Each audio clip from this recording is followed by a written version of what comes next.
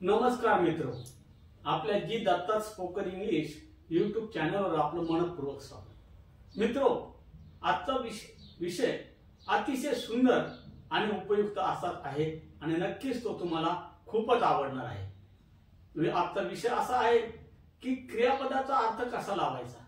क्रियापदाचा अर्थ लावा आणि बोला। अर्थ लावता आला तर आपलं बोलणं सुगम होतं आणि सहज होतं, म्हणजेच आपल्याला फ्लुएंट इंग्लिश बोलायला काहीच अडचण राहत नाही, मनातली भीती सुद्धा दूर होते। म्हणून नीट लक्ष देऊन आजचा व्हिडिओ बघा। इथं तुम्हाला कळणार आहे क्रियापदाचा अर्थ कसा लावावा आणि कसं बोलावं। तर सर्वप्रथम मी जो पहिला मुद्दा आहे तो तुम्हाला स्पष्ट करतो। क्रियापदाची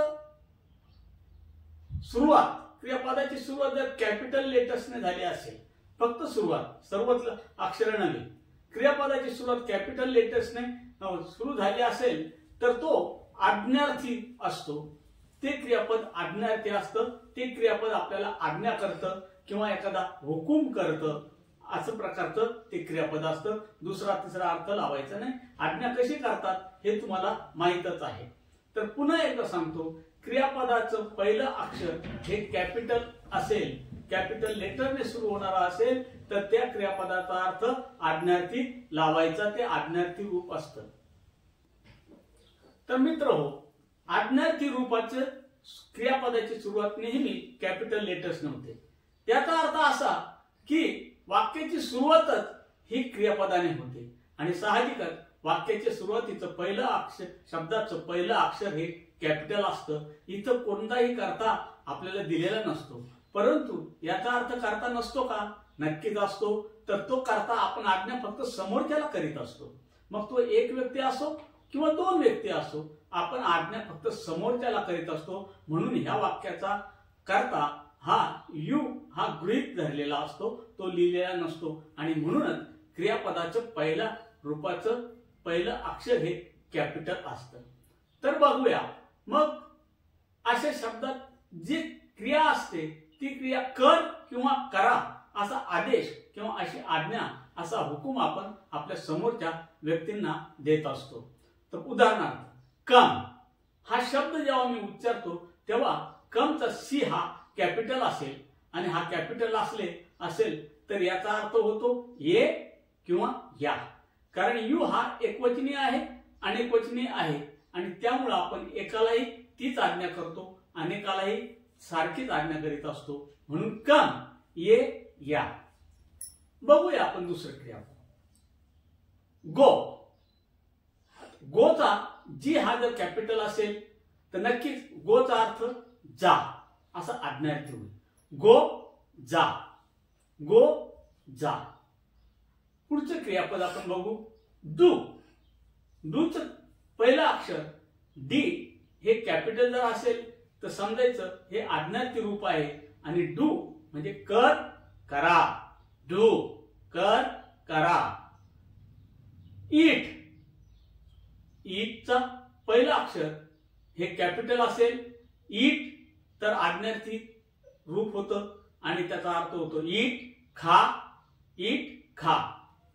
त्यानंतर रीड, वाच, वाचा। रीड, वाच, वाचा। ह्या रीड मधलं आर हा कॅपिटलच असेल आणि त्यामुळेच ते आज्ञार्थी रूप होतं। मित्रो, परंतु इथे एक गोष्ट आपण लक्षात घ्यायची आहे की आज्ञार्थी रूप खूप आपण एक शब्दाचं एक वाक्य तयार होतं याच्यामुळे आणि ते आपल्याला वापरता येत असतं। आणि अशा प्रकारे तुम्हाला जेही माहित असेल त्या क्रियापदाचं पहिलं अक्षर जर कॅपिटल तुम्ही लिहिलं तर त्याचा अर्थ आज्ञार्थीच करायचा, दुसरं कोणतेही प्रत्यय लावायचे नाही आणि हे आज्ञार्थी रूप एक वचन किंवा अनेक वचन दोन्ही रूप स्पष्ट करीत असतं। याच्याबद्दल कधीच शंका घ्यायची नाही। चला तर आपण पुढचा मुद्दा बघूया। क्रियापद डोंट ने सुरू जर झालेला असेल, क्रियापद डोंट ने सुरू झालेला असेल आणि हा डोंटचा डी जर कॅपिटल असेल, म्हणजे वाक्याची सुरुवात डोंट या शब्दाने सुरू झाली असेल आणि त्यानंतर क्रियापदाचं पहिलं रूप वापरलेलं असेल तर नक्कीच याचा अर्थ नको करू, नका करू, नको करू, नका करू असा घ्यायचा असतो। मग आपण उदाहरण घेऊया। Don't go. Don't go. जाऊ नको, जाऊ नका. Don't go. जाऊ नको, जाऊ नका. Don't do. Don't do. करू नको, करू नका. Don't do. करू नको, करू नका. Don't eat. खाऊ नको, खाऊ नका. Don't eat. खाऊ नको, खाऊ नका. Don't read. वाचू नको, वाचू नको. Don't read. वाचू नको, वाचू नका. याप्रमाणे आपल्याला होकार आज्ञा आणि नकार आज्ञा ह्या दोन गोष्टी स्पष्ट झालेल्या आहेत. चला थोडंसं पुढे सरकूया. इथं आता आपण वाक्यात कर्त्यानंतर, आता बघा, आता क्रियापद सुरुवातीला येणार नाही, परंतु कर्ता आणि कर्त्यानंतर क्रियापद येत असतं, मुख्य वाक्यात क्रियापद. तर वाक्यानंतर जर क्रियापदाचं पहिलं रूप आलं तर आणि त्या पहिल्या रूपाच्या अगोदर डू, डज, डीड, बघा, म्हणजे कर्त्यानंतर डू, डज, डीड आणि त्यानंतर क्रियापदाचं पहिलं रूप जर आलं असेल तर आपल्याला आपण जी क्रिया करतो त्या क्रियेवर आपण अधिक जोर देतो आणि ती गोष्ट च असं जोर देऊन बोलत असतो असं आपल्याला दाखवता येतं. आणि मग उदाहरण बघा. Do come. डू कम, येतोच. आई डू कम, मी येतोच. यू डू कम, तू येतोच. वी डू कम, आम्ही येतोच. दे डू कम, ते येतात. अशा पद्धतीने आपल्याला जोर देऊन बोलता येतो. मात्र जर कर्ता थर्ड पर्सन सिंग्युलर असेल, म्हणजे ही, सी, इट असेल, तर आपल्याला डूच्या ऐवजी डज वापरणं गरजेचं असतं. आणि त्यावेळेस आपण म्हणायचं ही डज कम, तो येतोच. ही डज कम, तो येतोच. सी डज कम, ती येतेच. सी डज कम, ती येतेच. राजू डज कम, राजू येतोच. रेखा डज कम, रेखा येतेच. या पद्धतीने आपल्याला वाक्याचा अर्थ लावून अतिशय सहज बोलता येतं.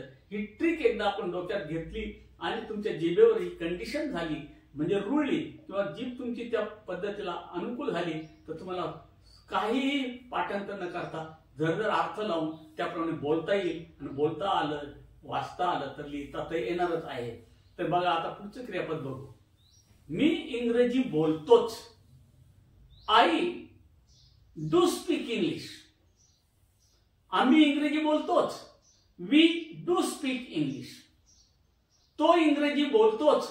ही डज स्पीक इंग्लिश. ती इंग्रजी बोलतेच. She does speak English. Raju इंग्रजी बोलतोच. Raju does speak English. Rekha इंग्रजी बोलतेच. Rekha does speak English. याप्रमाणे आपण हा सुद्धा प्रकार पाहिलाच आहे. आता मात्र आपण डू आणि डजच्या ऐवजी समजा डीड घेतलं तर मग काय अर्थ लावायचा तेही बघूया. I did speak English.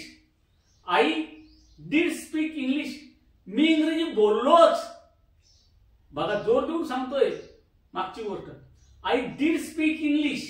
मी इंग्रजी बोललोच. We did speak English. आम्ही इंग्रजी बोललोच. They did speak English. ते इंग्रजी बोललेच. He did speak English. तो इंग्रजी बोललाच. She did speak English. ती इंग्रजी बोललीच. Raju did speak English. Raju इंग्रजी बोललाच. Rekha did speak English. Rekha इंग्रजी बोललीच. याप्रमाणे जोर देऊन, म्हणजे ज्याला आपण इम्फॅटिक म्हणतो, तो प्रकार आपल्याला सहज साध्य करता येतो. लक्षात घ्या, फक्त दररोज अर्धा तास किमान 2 दिवस प्रॅक्टिस केल्यावर तुम्हाला प्रॅक्टिसची सुद्धा अधिक गरज पडणार नाही. आपोआप तुम्हाला तुमचं माइंड सांगेल का आता आपण काय बोलायचं आहे, त्याचा अर्थ काय आहे.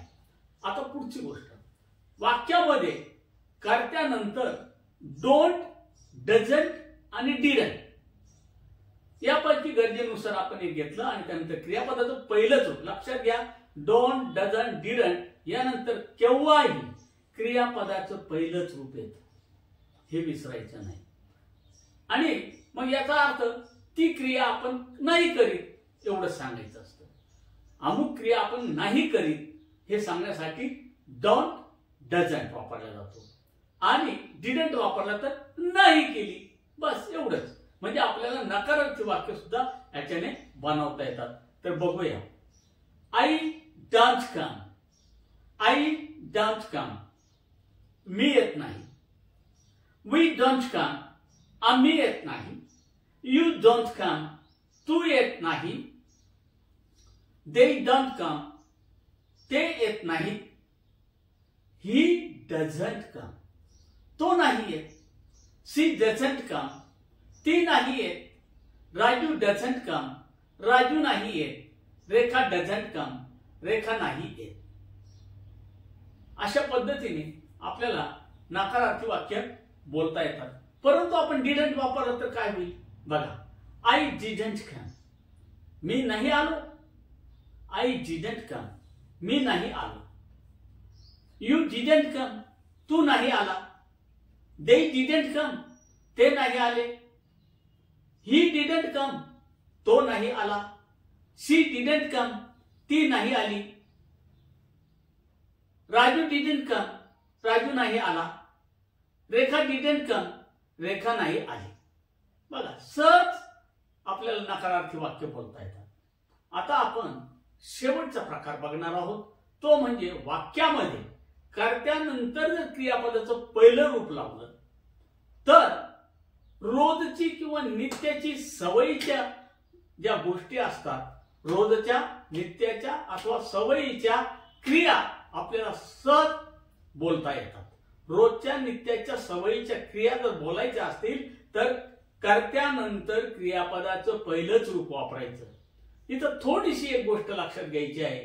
कर्ता जर थर्ड पर्सन सिंग्युलर असेल म्हणजे ही, शी, इट, राजू, रेखा इतर कोणी असेल एकटाच, तर मात्र ह्या क्रियापदाला यस किंवा ईएस प्रत्यय लावावाच. म्हणजे आपल्याला सहजगत्या रोजची नित्याची किंवा सवयीच्या ऍक्शन्स, क्रिया, कृती, गोष्टी सांगता येतात. आणि हेच लक्षात ठेवायचं, बाकी काही लक्षात ठेवायचं नाही. तर मग समजा अशा पद्धतीचं हे जर रूप आपण वापरलं तर याचा अर्थ काय होतो.